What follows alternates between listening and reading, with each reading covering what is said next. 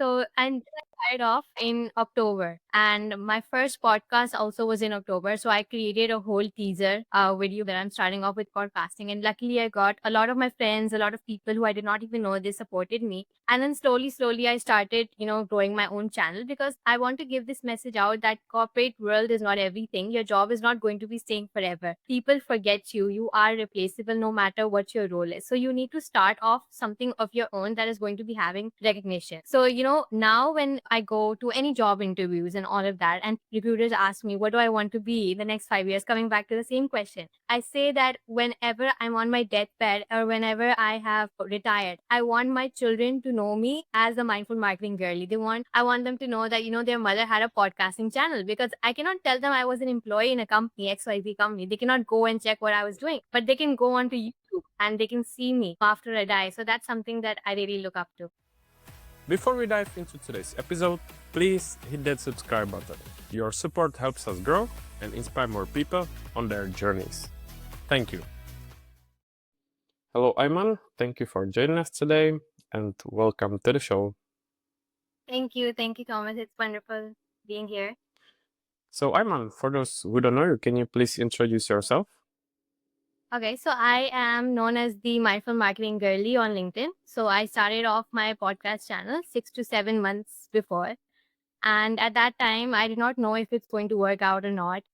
And it's been 6 to 7 months when I've been able to get a lot of creators, influencers like Thomas himself onto my podcast.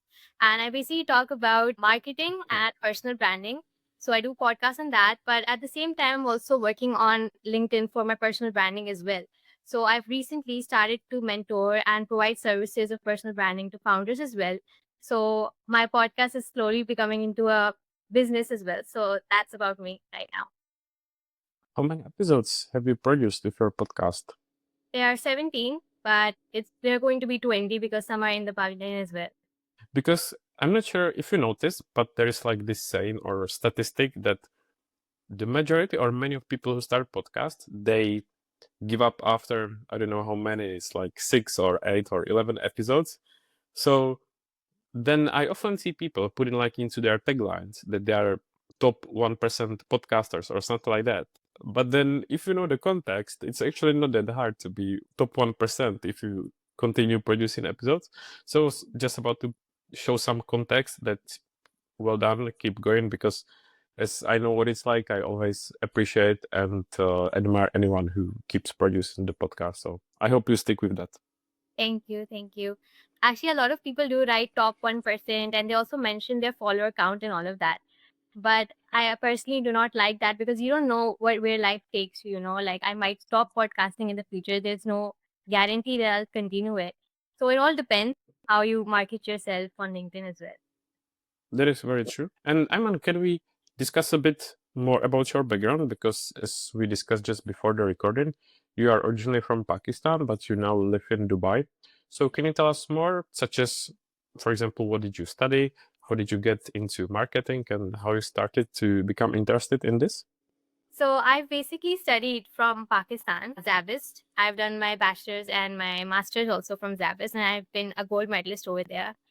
And then I have done a couple of jobs as well in the field of marketing. I started off with a creative agency. Then I shifted to an e-commerce platform where I did some billboard content, which got very viral. And from that, I shifted to a completely new industry, which is the AI industry. So I'm working there as a marketing lead. And I also do podcasts for them as well, for their channel, for their business as well. So that's about me. And is actually marketing also something that you studied when you were younger? Yeah. I did my bachelor's and master's both in marketing. What is it that made you interested in this field? A lot of things because I was always fond of writing. I was always fond of content and creative ideas. So when I was in school, I always used to, take part in anything which is related to creative ideas, whether it's speech, whether it's, doing some type of drama and all of that. So that's why I chose the business side. And then slowly, I became interested more into marketing. And I was always interested, in searching about brands, what type of, creative practices they do, all of their case studies. So I always loved talking, loved thinking about that. So that's where I actually got the interest. And did you have like a specific position in mind that you would like to do or maybe that you still aim to achieve? No, I would say that I'm still, finding my way. I am working as a marketing lead somewhere, but I'm still trying to find my way. I want to actually discover what do I want to pursue in life. So I'd say that everyone who's actually part of the corporate world, they know the struggles that we all face as corporate employees. So I'm still finding my way. I won't say that I have achieved 100% of where I want to be right now. I like it because it's also, you may have some ideas or some goals, but along the way it always changes and you never know when you end up. Yeah, like 5 years ago, I never knew that I would, start podcasting. So, whenever these companies or recruiters, they ask us in interviews, what do you want to be from 5 years from now? I never have an answer. I don't know why people even ask, because I don't know who I would be into podcasting.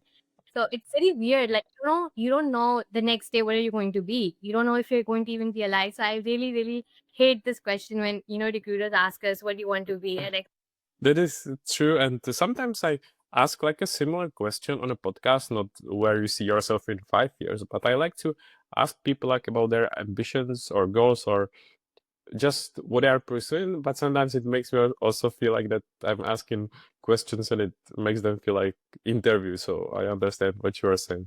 And with the podcasting, how did you discover passion for this? okay, so actually, I started podcasting in my company where I'm working at, right now. So they offered me to do a podcasting role, even though I was hired for marketing and social media and all of that. But they actually saw something in me because I was very much interested into speaking. So they said that, why don't you start a podcast? And so I started an AI based, podcast for them. And that's where I learned that, okay, this is my sweet spot because I actually enjoyed the days when I used to have a podcast. I was very, very excited. So a lot of my colleagues, which were also my very good friends, they, advised me that why don't you start your own podcast? Because you're not going to stay at a company forever, it's going to end one day. So why don't you start something of your own that's going to be more sustainable? And at that time when I discovered, LinkedIn, because a lot of podcast people are on LinkedIn especially. So I was like, there's so many and they have like Thomas himself, they have so many followers and so much engagement. So why would people watch me? I'm from Pakistan and all of that, so why would people even watch me? But it slowly and gradually started to increase. It is still increasing. So yeah. So it was their idea for you to start a podcast, right? Yeah. Yeah, in the company.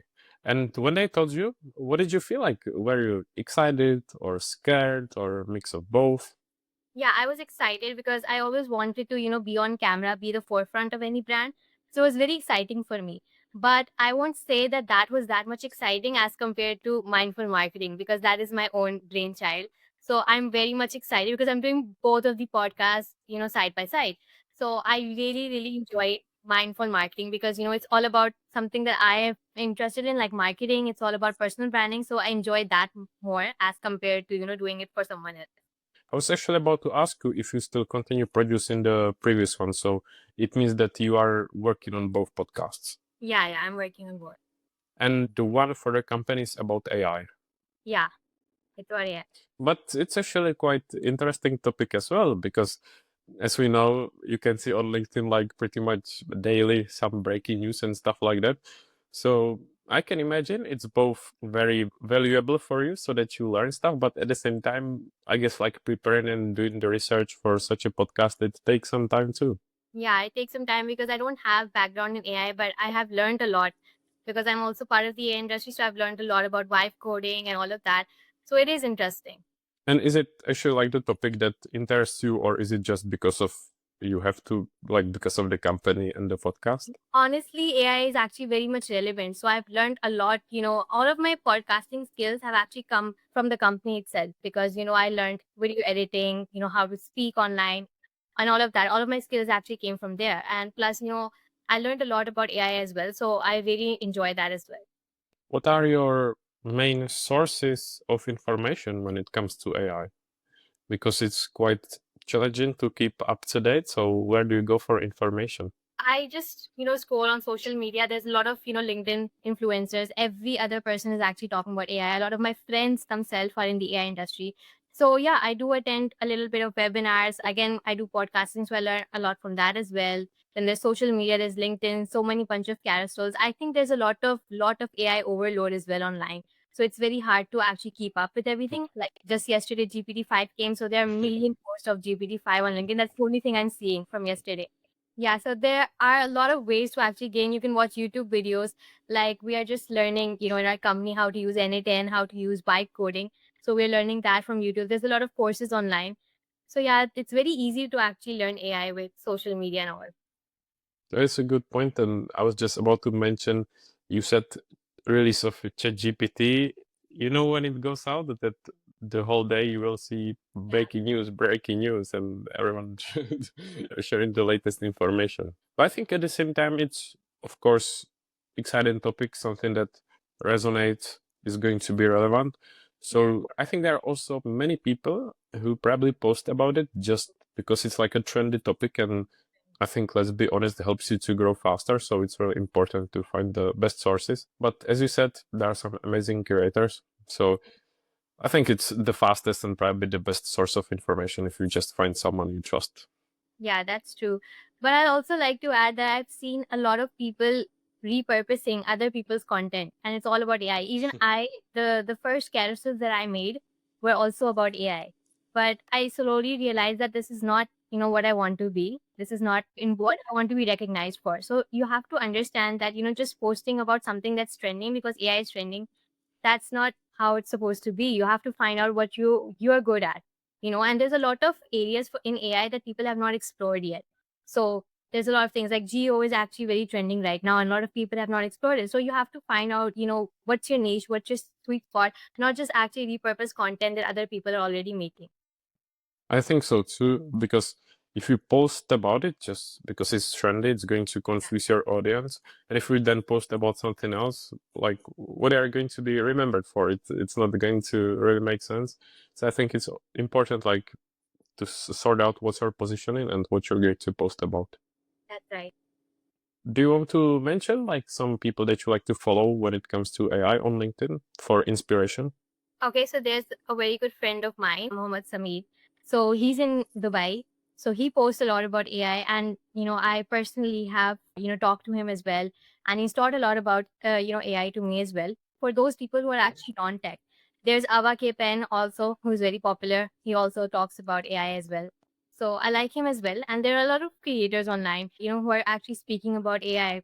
So I like everyone, the scaler, he makes basically AI videos and he shows spaghetti and food dancing. So that's something that really interests me, something very unique because everyone is talking about whiteboarding, they're talking about code, cursor AI and all of that. But that's something that is very unique. So a lot of people are there that I've interviewed as well that talk about AI. So it's very, very interesting.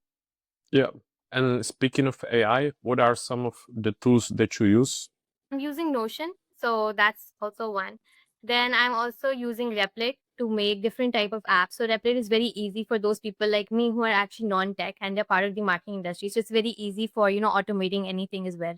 Then we also have Canva, which has AI features. All my podcasts are edited on Canva right now. I've not used any other tool other than that. So these are the basic tools that I'm actually using. I'm also working at my company at an AI SEO agent. So we are also building, agents as well.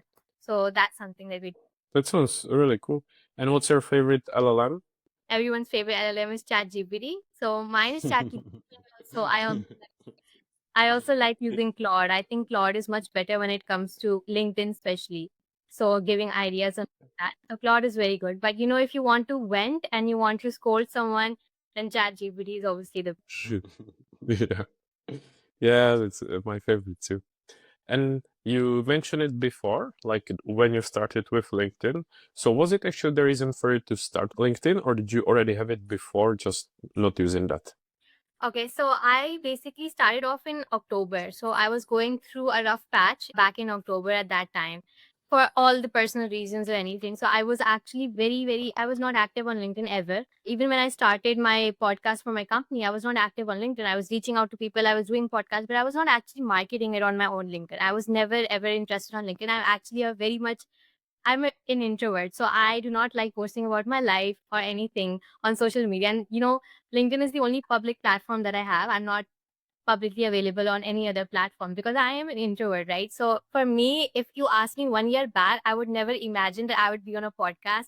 I never imagined I'm going to be on camera on LinkedIn. But at that time, I was going through a very rough time in my personal life as well. A lot of my friends knew it, and they advised me that I need to, get my mind off and do something else, where my mind goes. So I did start off with personal branding. I actually started off with a podcast. I did not think about that I'm going to be posting much on LinkedIn and talking about personal branding as well. I started off on LinkedIn, and surprisingly, my colors were not purple.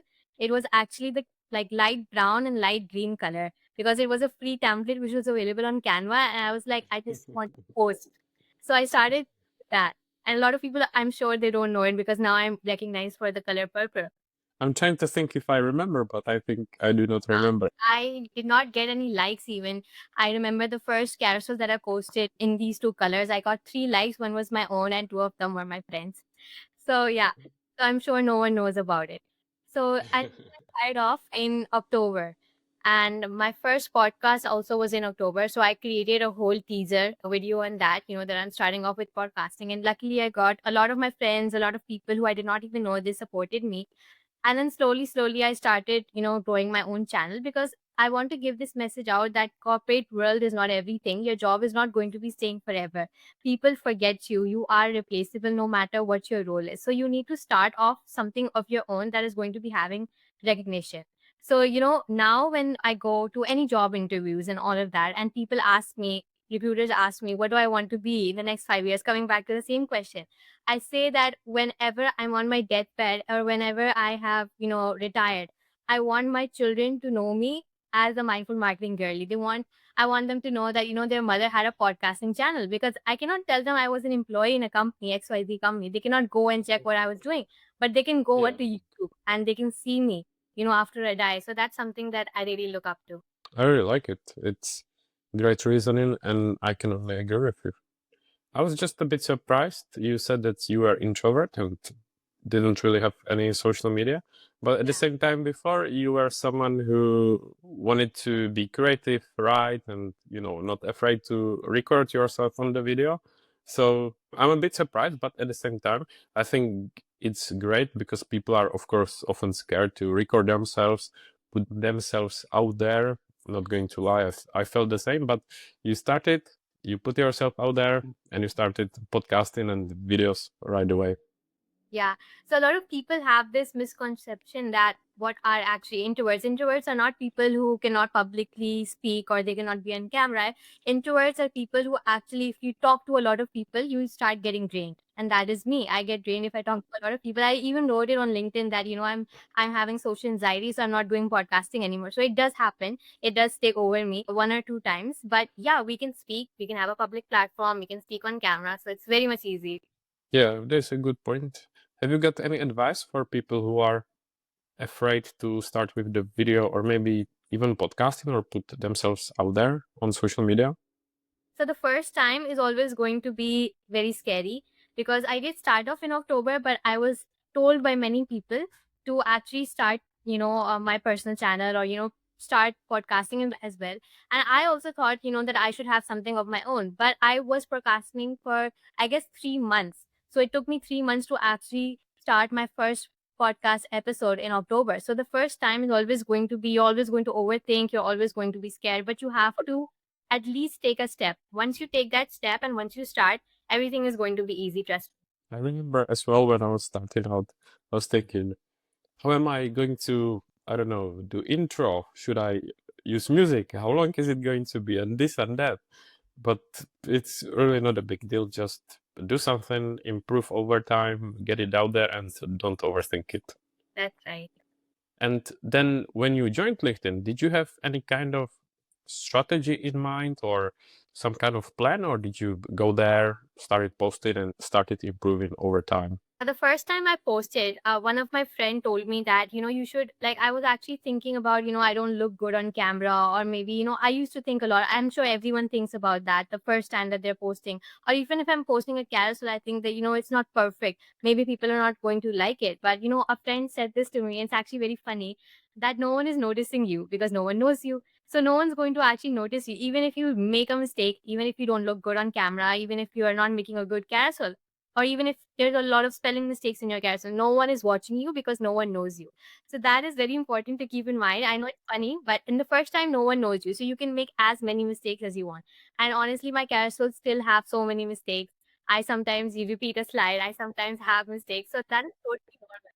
I think it comes back to spotlight effect when we think that everyone is watching us. When we do mistake, everyone notices. They are waiting for us to do that mistake. But in reality, people really focus on themselves and they don't really care about you as much as you think. Yeah, as long as you're providing something of value, there's no problem in actually making mistakes. So, like, coming back to your question, I did not, honestly, I did not have any strategy. A lot of people talk about that you should have a strategy. Even I say it just because it looks good, but I did not have any. I had no strategy when I came. And actually, I did not even know I'm going to be continuing podcasting. I did not know if I'm going to be getting people because in the start, I got a lot of rejections, including Thomas, guys. He did not want to come. So, on a I had a lot of rejection. People did not want to come on my podcast because, of course, they don't know me. Then how can they actually come on my podcast? That's understandable. So I did not have any strategy, but I was like, I have to keep going. And along that way, I changed my picture many times. I changed my colors until I did not like it. I started using the panda and all of that. So, my strategy started building over time and it might change. Maybe I might change my colors in the future as well. So it's okay to actually learn along the way. I agree, and I like it, and I feel the same. Of course, when I started out, I had zero strategy as well, and I'm pretty sure it was much worse than yours. You just said it now, but I was about to ask you, why did you pick Panda? I just found it cute, so I was actually looking after like different type of avatars that I could use because I've noticed people they do try to use some symbol or something which they can actually get recognized for. So I wanted to keep it something very simple. A lot of people use AI avatars. They're using all of these astronauts. I've seen a lot of people use astronauts as well. So I just wanted something to actually that resonated with me. So I wanted something very cute, very light, and so I tested some AI tools. I used Canva, AI Magic as well, and I wanted to see if I could build it. So this panda is not available online. I make it myself as well. So it's very easy. You can just use any AI tool. You can describe it to even chat GPT. I want a panda like this. I want an animal like this. So, and then I got slowly recognized. I started noticing that people started using, including Thomas, started using panda in the comments, even though I did not have any intention to keep using it. But I noticed that people started liking it. And so I still use it now. I think it's really smart, and I like it.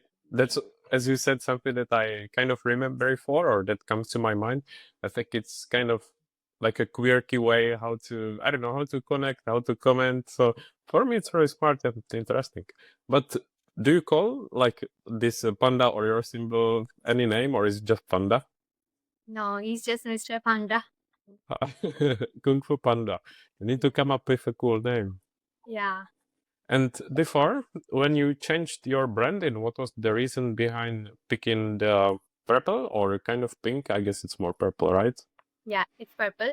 So I actually changed my colors a lot. And again, I was, testing different type of colors. Like the first thing I did was actually changed my picture because my picture was very outdated. It was from back when I was in bachelor's. So the first thing I did was that I changed my picture. And after I changed my picture, I tested different type of colors, behind my picture, what actually suits me well. So I tested blue, I tested pink as well, and then I tested purple. And then something purple was something that actually stuck with me, and I started liking it. So I used purple, and then I used lime green with that as well because it started to Mhm. stand.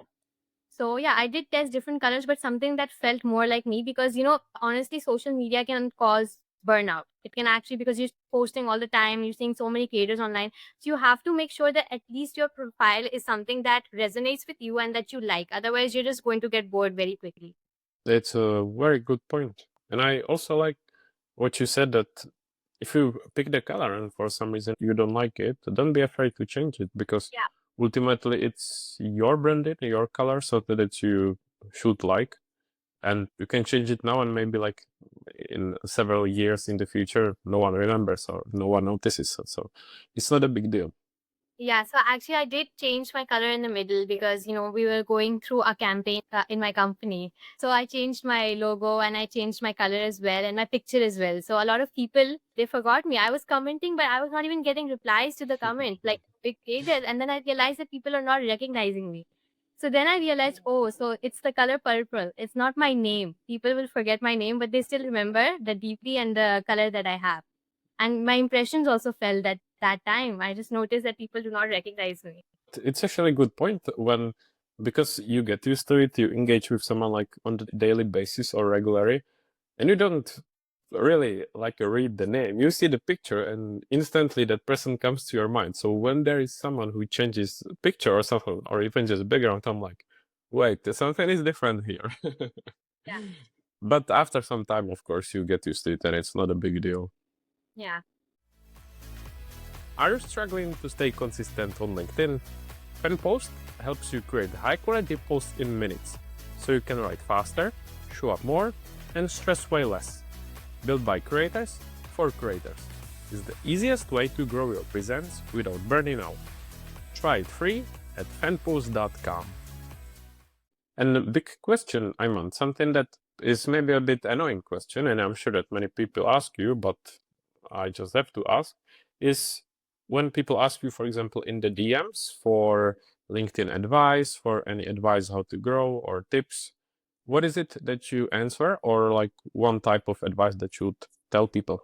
Just be yourself, because there's so many creators online, and LinkedIn and any other social media is not the same. And I always say this, that our generation, especially the Gen Z, they're a cursed generation, because that moment that we have grown, the job market has gone down somehow. There's so much content online, so it's so difficult for you to even get a job or to even get noticed online. To have a business is so difficult. Inflation is going high around the world, so there's so many problems that we're going every other day. There's a war in some country or something. So just be yourself, because it's very difficult to actually get noticed online. The only way that you can do that is identifying that what is your USP. Everyone, I think that God has made everyone different, and everyone is, born with something unique. There has to be something unique in yourself. It can be anything, small or big. I said it can be your smile, it can be the way you dress, the way your hair looks, and all of that. So there has to be something, and just be yourself. Do not try to, copy others. So, when I started personal branding, I was actually the first one in my office who started, posting on LinkedIn. And immediately people started seeing that in 2, 3 months. They also started posting. A lot of my colleagues, they saw my LinkedIn and they also started posting, but then they disappeared. Then nothing happened. They did not get the same reach or engagement like me. A lot of them even tried to keep avatars. Like, I have Panda, so a lot of people started to make cats and all of that. Somehow they got lost. They somehow got lost, because why? Because they were trying to be like me. They thought that, the same strategy that I'm using, maybe they can also do it. But everyone has a different strategy. You might get noticed for something totally different. So don't copy anyone. You can take inspiration from people. You can learn from people, but just be yourself. I like it, and I only agree. I think also don't be discouraged if Yeah, you haven't found it yet, because it may take some time. You true. also might find something and it might not be the right one. So don't be afraid to change it. Don't be afraid to explore. And as you said, don't necessarily copy other people. I mean, I guess don't copy people at all, but see it as inspiration. Maybe it gives you some ideas or something, and brainstorm and just test things, because that's ultimately the only way how to find out. That's true. We spoke about it before, Aiman, but what is it that helps you to prevent burnout or to keep showing up consistently? Yeah, so I do stop posting in the middle. Like, before, in the first 3 months, I was very much motivated. I wanted to, get noticed. And so I was posting 5 times a day. That means Monday to Friday, sometimes Saturday. Like, but that won't count as a post. It's usually 2, 3 lines only. So I was posting sometimes 5, sometimes 6 times a day. But then slowly what happened, because I'm also working somewhere, then everyone has their own life. There are a lot of things that you have to do. So my posting time or my posting days actually reduced. I started to post 2 times a day, sometimes three. Sometimes I'm away for a whole week and I'm just commenting and I'm engaging with people, but I'm not posting myself. So yeah, I do. I would agree that I do have burnout. I won't say that I'm perfect or something like that. I have burnout every 2, 3 months. I guess I'm having a burnout again, because I'm an introvert and I'm doing something outside my comfort zone. I'm talking to people, which is totally not my personality in real life. So I do get burnout very quickly. But I actually ask this question in my podcast every time, because I want to know, how do you actually get rid of burnout? So a lot of people give me this advice that, take 1 or 2 days off where you're not talking to people. You're not using social media. You're just, on your bed. So either that can be the weekend or something. Go out, take out, time away from your screen as well. But I tell a lot of people, and I said this before as well on another podcast, that you should actually use LinkedIn on your phone. do not use it on your laptop or do not use it on big screen. I don't know if that helps, but it has helped me because then LinkedIn feels like a normal platform, like any other social media platform. You're scrolling, you like a post, you comment on it, it's easy. But the moment I start using it on a bigger screen, it feels more like, I'm part of the corporate world and this is something that I have to do. It's my duty, it's my responsibility. So it's really helped me, using LinkedIn on my phone. So usually when I'm commenting on your post, or when I'm commenting on anyone's post, I'm usually eating. I'm, having my lunch break at work, or I'm resting, or I'm having my prayer time, or something like that. I'm not working. I'm not using the laptop. So that's really helped. And it's okay to take days off. You do not have to post 5 times a day. Consistency does not mean posting every day. If you're having a burnout, your life and your mental health is more important than any other thing. So go out, whatever, do anything that actually makes you feel better. You don't have to be on LinkedIn 24/7. I think you said it really well, and the idea of using LinkedIn primary on your phone, it's actually something I haven't thought of as much because I use kind of both. But to be honest with you, I find the desktop one or in your browser, I find it so annoying because I don't know if Yep. it's my laptop, my browser, but it's so slow. So I often get annoyed. But I think it's a good point, like to spend less time on it just by focusing on your phone. So that's also something that I may try actually. Yeah. Thank you. And another topic, Aiman, is of course our favorite tool, which is FenPost. And I was about to ask you because for the audience, the reason how we kind of started working more closely together is thanks to the first challenge that we did with FenPost. And you were one of the participants, and honestly, we think you are the best one, which is actually the reason why you joined our team. So, why did you actually join the challenge? And maybe to encourage some other people, what did it give you? And, what was the experience like for you? Obviously, there are a lot of tools that people are making because of AI. Again, the you would see every other person is making a tool, whether it's for LinkedIn or anything else. Everyone is making something, and all of a sudden, everyone is a CEO or their That founder. is true. And it sometimes gets very irritating. Everyone has a founder on their bio. Maybe even I'll have it tomorrow, or something like that. For FanFoes, I actually read when you shared the website and all of that. I read the LinkedIn, I checked out the about section. And one thing that I really like is that you guys had the same problem that any other LinkedIn creator had.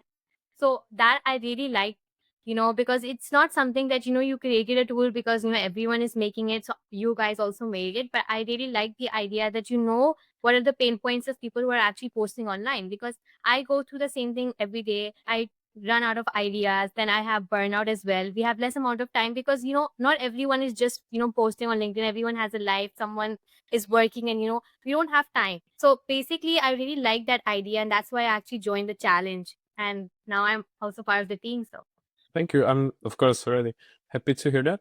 And just for the audience, maybe who haven't used the tool or don't know the tool, what are maybe some of your favorite features or some things that you like about the tool?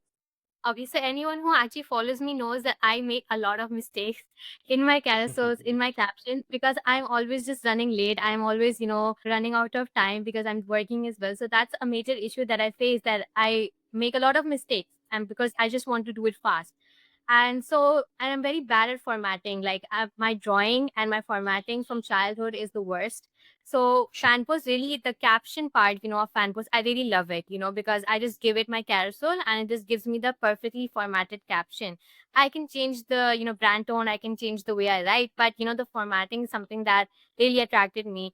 Plus, I really like the GIFs and the pinned comments because I always add, something funny in my comments as well. So that's something that really attracted me. Plus the playground part, creating images, that's actually very much, very, very fun, because I've used a lot of AI tools even for making my Panda and all of that, but they're very complex, or they might not make the same thing that you actually want. But I really like that images part, it makes something that is what I want, what's in my mind. It's very easy to actually make. So a lot of my friends at work as well who have actually started using FanPost, I told them, I advised them, you should use this part because it's very, very easy to use. Thank you. That is much appreciated. And I think you really well explained or gave a solution because, of course, many people maybe have excuse or actually don't have much time, but as you just said, and I can see it by myself that by using FenPost, it literally gives you, I don't know, topic ideas or even what you want to write about, and in a few seconds or minutes, you've got both the copy and also multiple options what kind of visual material you want to use. So I would just encourage people to give it a try. Yeah, especially why personal branding services, if you're providing LinkedIn services, like if I'm providing it. So the main problem that you face is that everyone has a different brand tone, everyone has a different niche. Like someone might be a founder, someone might be a creative manager, but you can use FanFods because you have that option where you can add different profiles as well. So Mhm. and you can get a lot of ideas because the first stage, if you've ever provided personal branding services, the first stage is that you have to provide people with a list of topics that they want to talk about. So FanFods has been, I have used it personally and it's been very helpful, especially if I'm doing personal branding for someone else. Yeah, thank you. I'm glad to hear that because whether you are creator who is just starting out or you are, I don't know, high-ranking CEO or someone in the middle, I think the FenPost is trying to help everyone. And what will be, Ayman, like a feature or something that you would like to see in the future and we don't have yet? I did tell this to you, but we did have a comment section before as well. So I really think that, FanPost should be having that because a lot of the comments, even I get those comments, especially for the people who have actually started on LinkedIn, they create AI generated comments and it's so easy to detect them because of the words that they're using. It's very easy to detect them. So that is one thing. Also, there should be a section where, we have different influencers or creators that you can find because, when I'm advising people for personal branding, the first thing is that who should we actually engage with? Because we all know LinkedIn, especially LinkedIn, you have to engage, otherwise, you're not going to get engagement on your own post as well, especially in the first 2 3 months. So you need to find out people in your niche who you're actually engaging with. So I think that is one feature, a pain point that people have, that they always ask me that what type of creator should we engage with according to our niche, and what are their posting times as well. So if that is going to be a feature, I think that's going to be great. That is a great idea, and we'll make sure to add it to our road plan. So yeah, that sounds good. And Ayman, before we finish, few lighter questions. What is it that you like to do in your free time, or what are some of your hobbies? In my free time, I just like to explore new places. I like to go out with my friends or with, even alone. I love shopping as well. So that's what I do in my free time. Something that is away from the screen time. I'm not someone who in my free time will watch movies or something. So I just want to be with nature. I love the nature. So I just want to be outside. Does it mean like exploring where you live in Dubai or when you are back in Pakistan or even to travel into other countries? Yeah, like I've not traveled much in other countries, but yeah, I anywhere. Like if I'm in Pakistan, so I just like going out, maybe going to the park or something like that because I just told you I love the nature. So I just like maybe walking, taking a walk outside. So that's something I like. Have you got a dream country that you would like to visit? Yeah, I like to go to London because you're just Hmm. so yeah, I'd like to go there. Hope you won't get disappointed because of the weather. I know I heard about that as well. You said it before that you don't really read much or watch movies, if I'm not mistaken, but are there like any books that you read and that have been influential to you, or not really any? Honestly, like from my childhood, I've always been a nerd. Like I've been a gold medalist. I always wanted to be, the top of the class. I would not like it if someone gets even 1 mark more than me. So the only books I could say that I've read is only textbooks. I've not been, a girl stories and all stuff. Yeah, no worries, it's understandable. When it comes then to your podcast, have you got a dream guest, someone that you would want to speak with? I like Fatma Khan, so I'm sure you also know about her, the one. So I really like her. So I would really like to have her on my podcast as well. I also like Mehdi Shafi. He's from Dubai and he's a very famous founder as well of a marketing agency. I love his vibe. I love his energy as well. So he once even reposted one of my carousels I made about him. So it's a dream come true already. So I would love if I have him on my podcast as well. Let's hope they will listen to this and reach out to you. Sure. I guess it might be similar question, but what are some people that you follow on LinkedIn because you like their content, because they are inspiration, or because you learn from them? There's so many, like now I think there's Sami Sharaf, then there's Sabaudin, there's Thomas, then we have Thank a lot of people. I think there's so many that I cannot even remember all of the names, but I follow a lot of marketing channels as well on LinkedIn, marketing groups basically. So there's Pretty Little Marketer, there's Girl Mhm. Marketing, Sophie Claire. So there's so many, marketing platforms specifically that I'm following as well. Yeah, I agree. Sometimes it feels like there are too many to follow. You just need to find the right ones that fit you. Yeah. What are some of your favorite podcasts that you listen to? Again, whether entertainment or inspiration. I don't even remember the names. I watch yours sometimes as well, but honestly, I don't watch much podcasts. I do not even watch many movies as well when I'm alone. I just like to spend time outside, so I don't really remember any specific podcast name that I'm watching. Yeah, no worries. I understand. And sometimes you feel like you are not creative anymore, that you run out of ideas. What is it that helps you? I don't know whether you are creating content or for the podcast. How do you battle this? Is it like to take a break or look somewhere for inspiration? What do you do? Okay, so I think the ideas they just come with the flow. So if you're going to be forcing ideas, they would never come to you because I'm also posting about, the top 10 things that are happening in marketing in 2025, for example. So there's a lot of times that, you might run out of ideas, but just let them naturally come to you. So first, I used to just send any idea that used to come to me on my own number on WhatsApp.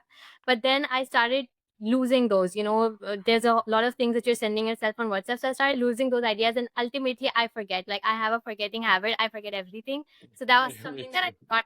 So then I started to keep a notebook with myself, a small notebook. I keep it everywhere with me in my bag. And whenever I get any idea, anything that I see online, I think, okay, I can make a carousel on this. Like one day I was watching the last season of Squid Game, and suddenly I thought that I can make a personal branding carousel on it. So I started making it, something on that. So I just keep a small notebook with me, and it's a very old traditional way, but I like doing it, and it's really helped me, not to get a creative block. It's actually a good idea because I try to do something similar. I think I can relate to what you said that I tend to forget things quite easily, but I write it into Notes app on my phone. But the thing is that I feel like my Notes app is super slow. So actually, I think using a real notepad with the pen might be a better idea. Then, Ayman, we discussed it already, but can you summarize where people can find you, follow you, and promote any of your services or promote your podcast? Okay, so I'm the only public platform that I have is YouTube and LinkedIn. So you can follow my channel, the Mindful Marketing Girly, the Mindful Marketing Podcast, and then you can follow me on LinkedIn. So these are the only two platforms that I have. I might come to Instagram maybe in the future, but these are the two platforms that I have. I will add any links to the show notes. I like when it's simple. And then the last question, is there anything that I should have asked you and did not, or any final piece of advice or anything you would like to share before we finish? I think you did a very good job. You're an inspiration. So you asked me everything that you could ask me. But I just wanted to advise people because being in the age of, 24, 25, 26, a lot of us are very hard on ourselves. Even I am, and everyone, like I've seen it in my friend circle, the depression rate, the has actually increased. People are having anxiety. I've seen people have panic attacks. I myself have been, panicking over a lot of things, and I vanished from social media all of a sudden because there's a lot of pressure on this generation. Again, I talked about, that the job market is not good and all of that. And we have a lot of expectations, people expect us to be perfect at this age. And, when you come onto LinkedIn, people are saying that they're making 1 million, they're becoming a founder, they did this, they did that. So it's very easy to be hard on yourself and get depressed. But do not be depressed, find your way, do it slowly, do not actually rush yourself, everyone has their own journey and you will reach to the end. So don't be sad about it. I think it's a great message, especially as you said with LinkedIn or other social media. You see what people are posting, and I think, let's be honest, people usually post only about the wins, not really about the Yeah. losses or negative sides. And you don't always know if it's actually the truth what they are posting about. And even if it's true, you don't know their background. So while it might sound cliche, don't compare yourself to others. Yes, you can see it as inspiration or to learn something from them, but don't compare because you don't know the whole story. So I think you shared a great message. Thank you. So Ayman, then I want to say a huge thank you because both really enjoyed our discussion. Once again, I appreciate that I had the pleasure to be guest on your show as well. And you are just amazing Thank member of our team in FenPost, and not only FenPost, even someone that I'm really happy that I met over LinkedIn. So thank you so much. If you ever visit London, make sure to let me know, because I will be more than happy to catch up with you. Keep doing the great work you. with your podcast. And once again, thank you for joining me. I really enjoyed it. Thank you. Thank you for having me. It was wonderful. Thanks for listening to Produced by with Toman. Check the show notes for all the links, and don't forget to subscribe, like, and share your feedback. Speak soon.